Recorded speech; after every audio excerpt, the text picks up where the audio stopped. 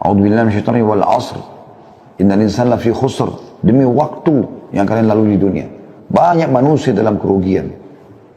Illa alladziina aamanu wa 'amilus shalihat, kecuali orang yang sibuk dengan beriman dan beramal saleh. Wa tawassaw bil haqqi wa tawassaw bis sabr. Saling memberikan wasiatlah untuk kebaikan dan saling memberikan wasiatlah untuk kesabaran. An-Naisaburi dalam kitab tafsirnya yang berjudul Gharaibul Quran tentang hikmah sumpah Allah dengan waktu, ia berkata, tidak ada suatu apapun yang lebih berharga daripada waktu. Pengkhususan Allah dengan waktu itu merupakan petunjuk bagi bahwa manusia cenderung melakukan hal-hal yang tidak baik dalam hidupnya, serta menyalahkan waktu itu, menyalahkan waktu jika ia mengalami penderitaan dan kerugian. Jadi Allah bersumpah dengan waktu adalah menunjukkan kemudian waktu itu. Dan sesungguhnya penderitaan dan kerugian yang selalu menyertai manusia adalah karena aib yang ada di dalam dirinya, bukan pada waktu. Makanya Nabi SAW juga bersabda, Allah SWT berfirman hadis qudsi ya, La tasubud dahar fa innid dahar. Jangan kalian pernah mencaci maki waktu. Karena aku adalah pencipta waktu itu. Jangan salahkan waktu, tapi salahkan dirimu sendiri. Kita lah yang banyak membuang waktu. Subhanallah, kadang-kadang mungkin teman-teman tidak asing kalau lagi tonton cuplikan. Saya kadang-kadang kalau lagi buka YouTube gitu kan, ada cuplikan lewat iklan 5 detik. Saya kadang-kadang merenungi 5 detik itu. 1, 2, 3, 4, 5. Orang bisa buat iklan 5 detik. Dan Anda sudah bisa faham dalam 5 detik iklan apa yang sedang disampaikan. Itu kan luar biasa itu. Ya.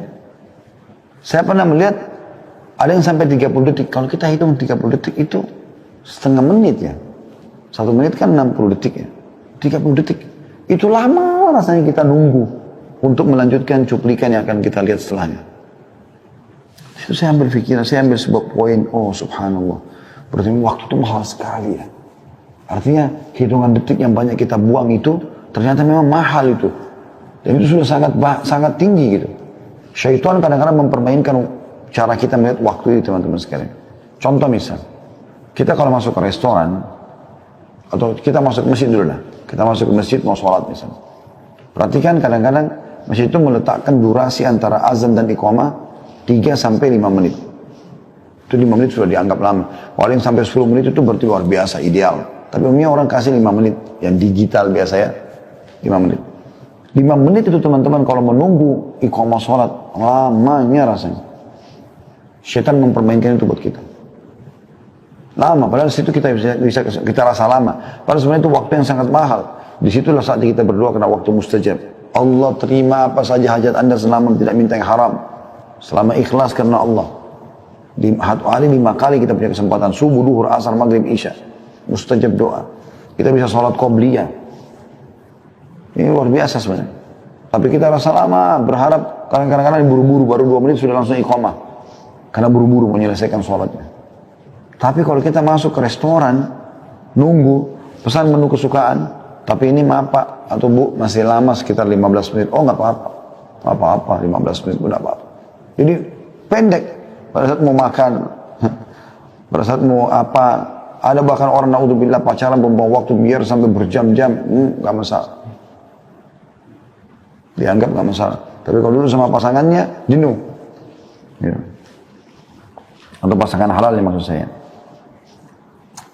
Jadi di sini ditekankan, sebenarnya aib itu adalah pada diri seseorang, bukan waktu. Karena waktu tidak pernah ada aibnya. Dia akan terus sama saja.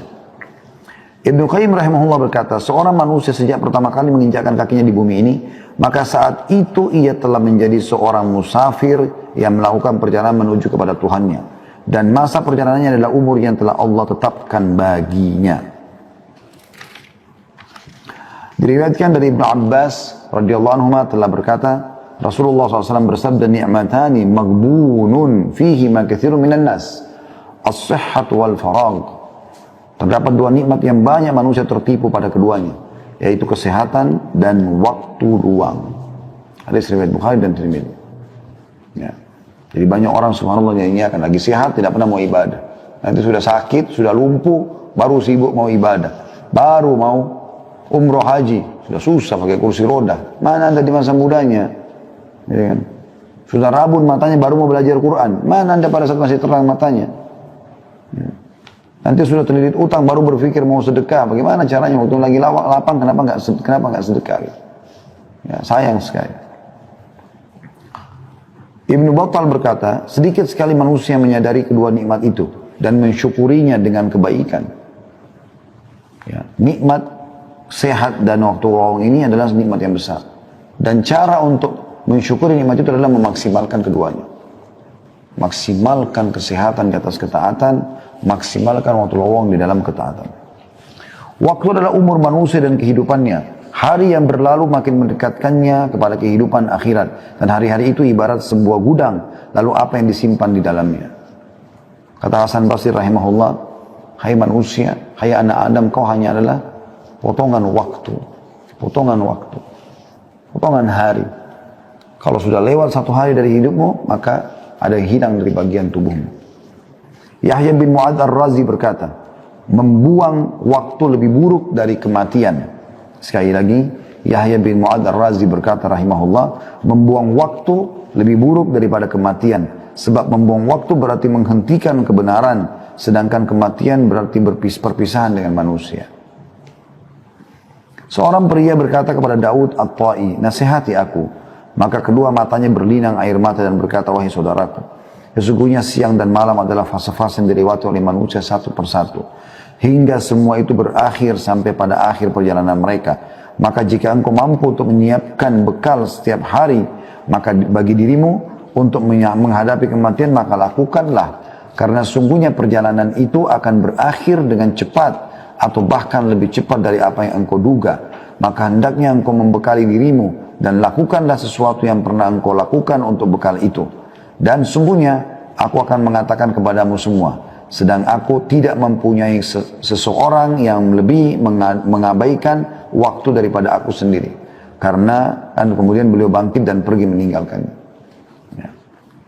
Jadi orang-orang yang banyak memahami tentang masalah pentingnya waktu ini, betul-betul mereka berhati-hati sekali. Setiap detik dalam hidupnya, setiap menit, setiap jam, setiap fase waktu pagi, siang, sore, malam adalah sesuatu yang berharga bagi dia. Dia tidak akan sia-siakan. Dia cuma selalu bertanya, kebaikan apa setelah kebaikan apa. Jadi selalu kebaikan kepada kebaikan yang lain. Terus saja begitu. Kata beliau, semoga Allah memberikan rahmatnya kepada para salaf atau pendahulu kita. Mereka benar-benar mengetahui akan pentingnya waktu dan mereka benar-benar telah memeliharanya dengan sebaik-baiknya.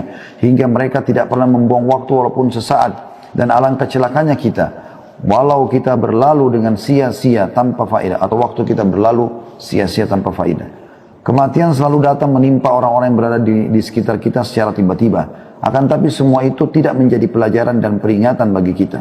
Bahkan yang terjadi adalah penyanyian terhadap waktu dan sikap selalu, tanda kutip, menunda-nunda dan terus menunda. Celakalah, kemudian aduhai, betapa waktu-waktu berlalu dan tidak akan pernah kembali. Lalu apa yang telah kita simpan di dalamnya dan bagaimana kita telah menyia-nyiakannya. Pernah Hasan Basri rahimahullah jalan dengan seorang anak muda, ngantar jenazah. Pas lagi antar jenazah, karena dia seorang ulama, orang perhatikan apa yang dia lakukan. Dia sambil berzikir, subhanallah, alhamdulillah, la ilaha illallah, Allah akbar, terus berzikir. Tapi hanya dia sendiri yang mengucapkan. Rupanya ada satu anak muda perhatikan itu.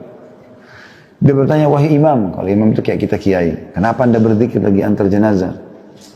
Maksudnya, apakah ini ada perintahnya gitu kan? Bisa nggak jelaskan ke saya? Tapi dia mengatakan, kenapa anda berzikir? Kata Hasan Basri rahimahullah, diamlah wahai anak muda dan berzikirlah. Karena yang sedang kita antar ini sudah tidak bisa berzikir. Bayangkan, mereka ambil pelajaran dari jenazah itu yang sedang diantar. Tiba-tiba Hasan Basri berpikir, sekarang sudah mati, nggak bisa lagi berzikir. Andai dia dikasih kesempatan hidup, dia akan berzikir. Maka sekarang kita mumpung hidup berzikir loh. Seperti itu. Allah berfirman tentang bagaimana penyesalan orang yang menyia-nyiakan waktunya. Nanti pada hari kiamat mereka menyesal. Dalam surah Az-Zumar ayat 56 yang bunyinya a'udzubillahi minasyaitonirrajim. An taqula nafsun ya hasrata ala ma farrattu fi jambillahi wa in kuntu laminas sakhirin. Supaya jangan ada orang yang mengatakan amat besar penyesalanku atas kelalaianku dalam menunaikan kewajiban terhadap Allah. Sedangkan aku sesungguhnya termasuk orang-orang yang memperolok-olok agama Allah. Maksudnya menyesal kenapa dulu waktunya disia-siakan pada hal yang tidak bermanfaat. Makanya Ikrimah bin Abi Jahal radhiyallahu anhu, walaupun dia dulu benci sekali Islam bersama ayahnya Abu Jahal, tapi ayahnya meninggal dalam keadaan kufur. Dianya meninggal dalam keadaan Islam tentunya. Bahkan mati syahid radhiyallahu anhu. Setelah masuk Islam, dia baru menyadari. Setiap dia pegang Al-Quran, dia baca, sambil nangis dia mengatakan, ini perkataan Tuhanku yang aku sia-siakan selama ini. Ini perkataan Tuhanku yang aku sia-siakan selama ini. Sambil dia baca Al-Quran itu.